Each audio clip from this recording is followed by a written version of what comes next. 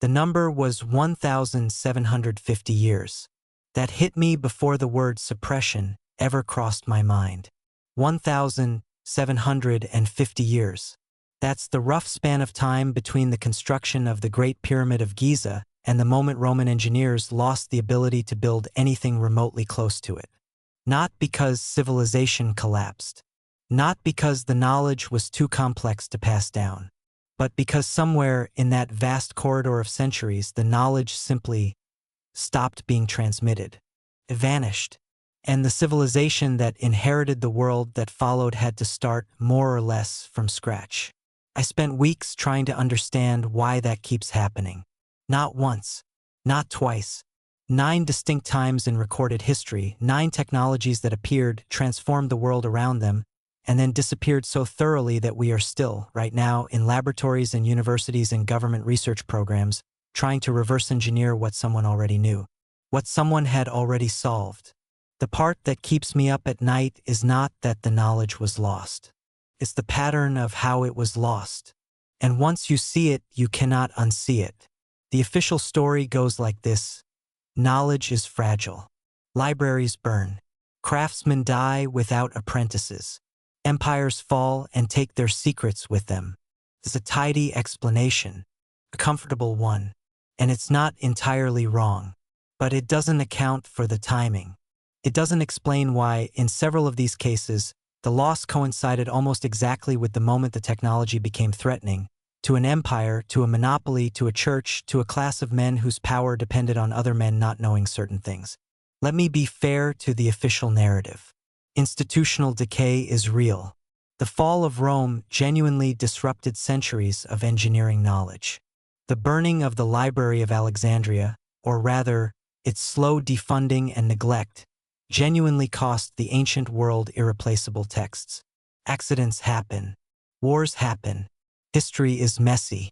But the timeline isn't subtle. Not when you line up all 9.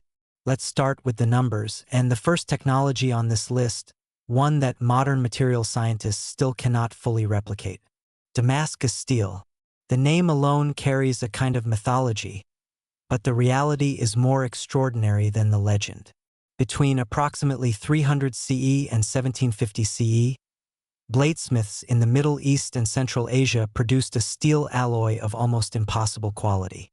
Swords forged from Wood's ingots, the raw material that became Damascus steel, held edges sharp enough to split a hair and were simultaneously flexible enough to bend without breaking. European crusaders encountered these blades and came back shaken. Contemporary accounts, many of them sitting in archives at the Bibliothèque Nationale de France, describe blades that seemed to cut through inferior European iron with contemptuous ease. The pattern on the surface, those flowing, water-like waves, was not decorative. It was structural. A visible signature of carbon nanotube formations and carbide banding that material scientists at the Technical University of Dresden only confirmed existed in 2006, using electron microscopy. Which brings me to the question that no one has satisfactorily answered. Where did the knowledge go? The last documented production of authentic Damascus steel appears to have occurred sometime around 1750. The craftsmen of the Levant did not die en masse. The ore did not vanish, and yet the technique did. The most credible academic theory, advanced by researchers including J.D. Verhoeven of Iowa State University, suggests the specific or sources, carrying trace elements of vanadium, chromium, and manganese at precise concentrations, were eventually exhausted. But here's what matters. No one wrote it down. No craftsman left a technical manual. In a region with a sophisticated culture of written scholarship, the single most remarkable metallurgical achievement in pre-industrial human history was transmitted entirely through apprenticeship. An apprenticeship is extraordinarily easy to interrupt. Speaking of knowledge passed mouth to ear and hand to hand, there is a building material that should not exist. And yet it does, structurally intact after 2,000 years. Roman concrete, opus cementitium, is stronger today than it was when it was poured. Modern concrete degrades. It cracks under pressure, corrodes when seawater infiltrates its rebar, and begins to weaken measurably within 50 years. Structures built by Roman engineers using volcanic ash, seawater, and lime have been sitting at the bottom of harbors for 2 millennia and are getting more durable, not less. A 2017 study published in American Mineralogist, led by Marie Jackson of the University of California, Berkeley, revealed the mechanism. The seawater reacts with the volcanic ash, specifically pozzolanic ash from the region of Pozzuoli, to continuously form tobermorite crystals that reinforce the concrete matrix over time. It is, in essence, a self-healing building material that modern engineers spent decades trying to understand from the ruins left behind. The formula was not secret. Vitruvius wrote about Roman concrete in De Architectura in 30 BCE. The text survived. It is sitting in libraries across Europe. The problem is what Vitruvius did not write down: the proportions, the precise sourcing of the volcanic ash, the curing conditions, the ratios of saltwater to lime at different temperatures and humidity levels. The craft knowledge that surrounded the theoretical knowledge was never recorded. And when the Western Roman Empire fragmented in the 5th century CE, the guild structures that carried that craft knowledge fragmented with it. The knowledge did not burn. It simply had no one left to carry it. But here's what matters when we move from accidental loss to something more deliberate. The pattern begins to shift. Greek fire. Byzantine Empire. Circa 672 CE. The timeline is almost theatrical. The Byzantine navy introduced a weapon that contemporaries described as genuinely unprecedented. A liquid compound projected through tubes mounted on the prows of warships that burned on water, could not be extinguished by water, and continued burning even when submerged. Arab forces besieging Constantinople in 674 CE encountered it and broke off the siege. The same weapon repelled a second Arab siege in 717 CE. For nearly 500 years, Greek fire was the primary strategic deterrent keeping the Byzantine Empire intact. The formula was, by explicit imperial decree recorded in the Chronicles of Constantine VII, classified as a state secret of the highest order. Constantine wrote, and this is documented in the De Administrando Imperio, held today at the Bibliothèque Nationale in Paris, that the secret had been delivered by an angel to Constantine the Great, and that any emperor who shared the formula with foreign powers would be cursed. This is not mythology. This is a sitting emperor constructing a theological framework specifically to enforce a technology embargo. And then the Byzantine Empire fell. 1453 CE.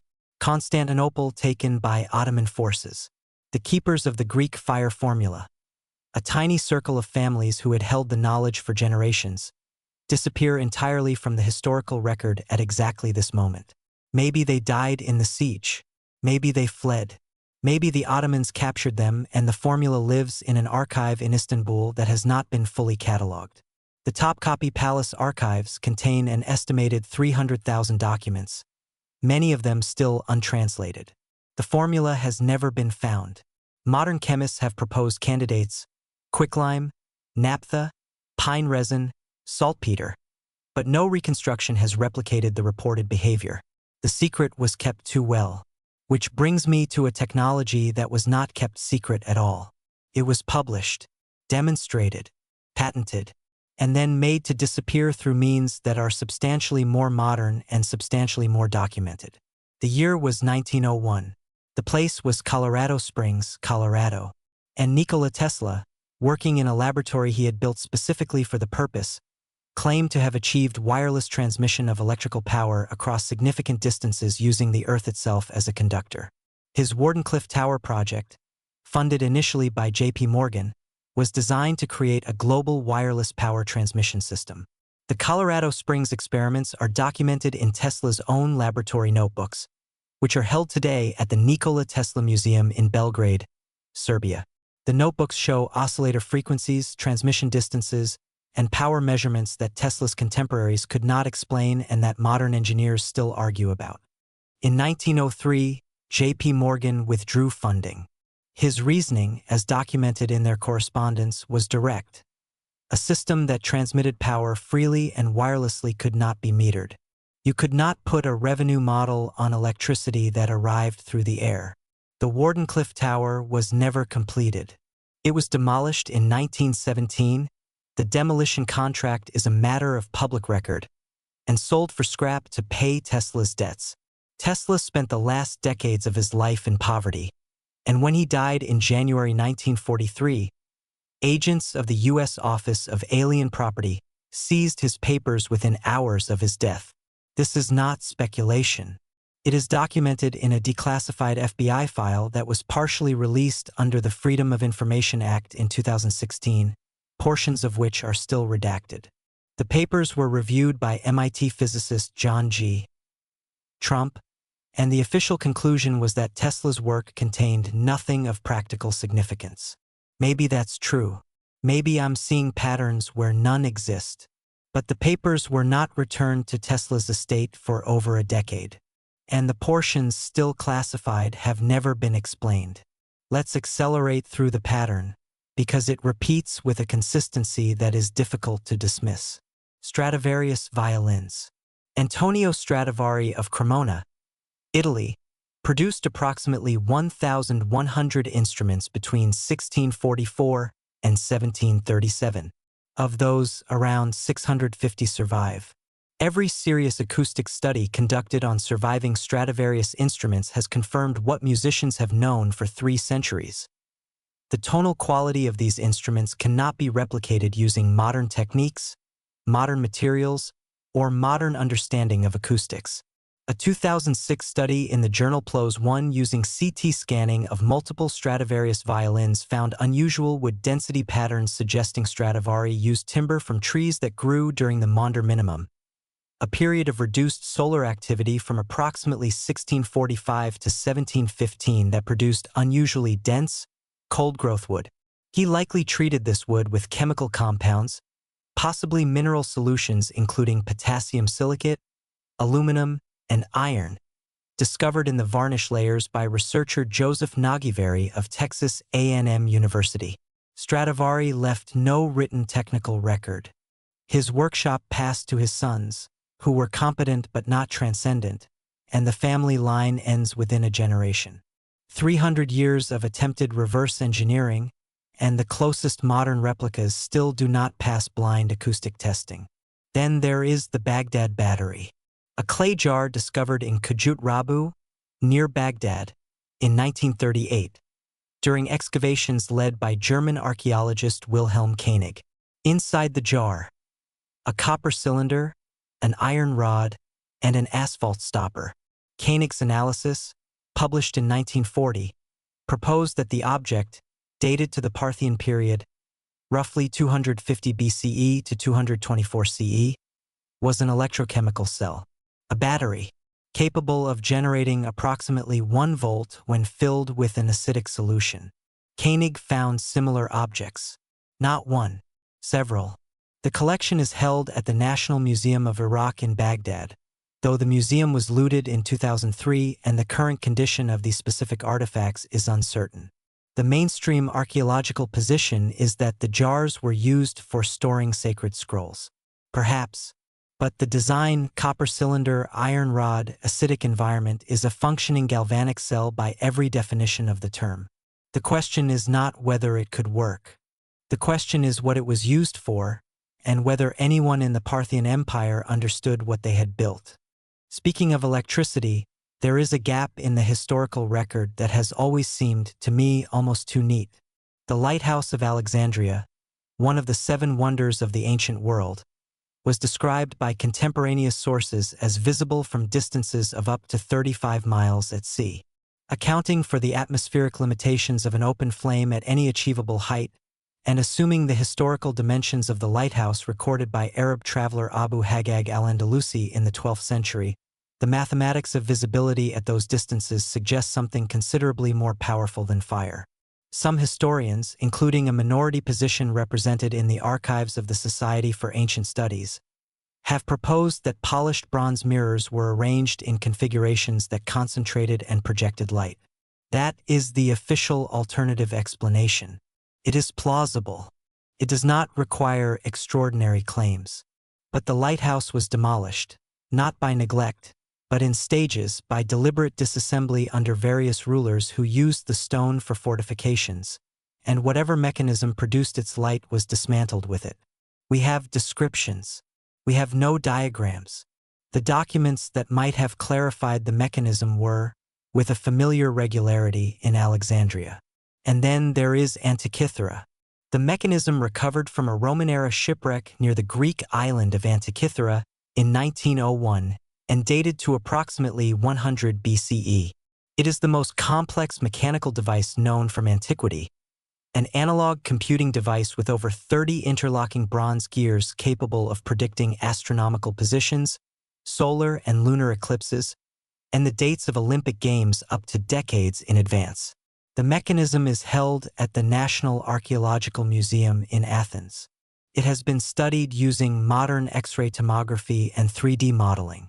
The gear train is precise to a degree that suggests not experimental prototype, but mature technology, the culmination of a manufacturing tradition, which means there were predecessors, and there were almost certainly successors. None have been found. The shipwreck that carried this device also carried Greek statuary likely looted from various locations. Where it came from, who built it, and what happened to the tradition that produced it remains genuinely, verifiably unknown.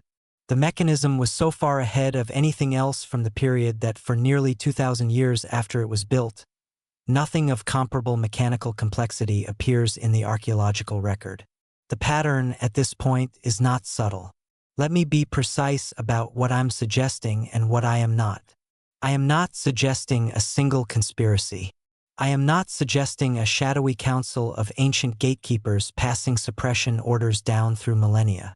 What I am suggesting is something considerably more mundane and considerably more disturbing. Knowledge has always had enemies. Those enemies are not always sinister. They are often just economic. Roman concrete threatened no emperor. But the craftsmen who carried the specific knowledge of ash ratios and curing conditions were members of trade guilds whose existence depended on the scarcity of that knowledge. Damascus steel bladesmiths did not hide their formula out of malice. They hid it because it was the source of their livelihoods and their status. The Byzantines classified Greek fire not because they were villainous, but because uncontrolled proliferation of a weapon that could burn water would have destabilized the entire Mediterranean geopolitical order. And Tesla's wireless power was not suppressed by a cackling villain. It was defunded by a rational businessman making a rational economic decision in 1903. Maybe these are all separate incidents. Maybe each one has a clean, contained explanation that requires no pattern recognition. Maybe the Stradivarius is just a quirk of medieval forestry. Maybe the Antikythera mechanism was a one-off curiosity that no one chose to replicate. Maybe Tesla's papers contain nothing. But here's what matters. In 8 of these 9 cases, the loss occurred not at the frontier of human knowledge, not in the messy experimental phase when a technology is unproven, but at the moment of demonstrated, functional, refined excellence. These were not experiments that failed. They were solutions that worked. And working solutions in the wrong economic or political environment have always made certain people very uncomfortable. The 9th technology is the one I found while researching something else entirely. I was looking at declassified Cold War documents at the National Security Archive at George Washington University when I found a reference to a 1959 internal report from the U.S. Army Corps of Engineers regarding the pre-Columbian earthworks of the Amazon basin. What the report described, and what subsequent archaeological work by Anna Roosevelt at the American Museum of Natural History and later by Michael Heckenberger at the University of Florida has confirmed, is that the Amazon basin was home, prior to European contact, to an agricultural civilization of between 8 and 10 million people. They sustained that population not through slash-and-burn agriculture, which exhausts rainforest soil within 3 growing seasons, but through a manufactured soil technology called terra preta dark earth, which was deliberately created using biochar, bone, and organic waste in a process that transformed the notoriously nutrient-poor Amazon soil into something extraordinarily fertile and self-renewing. Terra preta does not deplete. It continues to improve over centuries through ongoing microbial activity. Patches of it are still being farmed today across Brazil, 500 years after the civilization that created it was destroyed by European disease. The civilization is gone. The people who understood the full technique, the ratios, the materials, the application timing, the management practices that sustained 10 million people in one of the most agriculturally challenging environments on Earth are gone.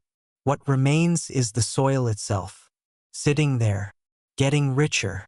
Scientists are now spending considerable resources trying to decode what an anonymous civilization in the Amazon had fully figured out before 1500 CE.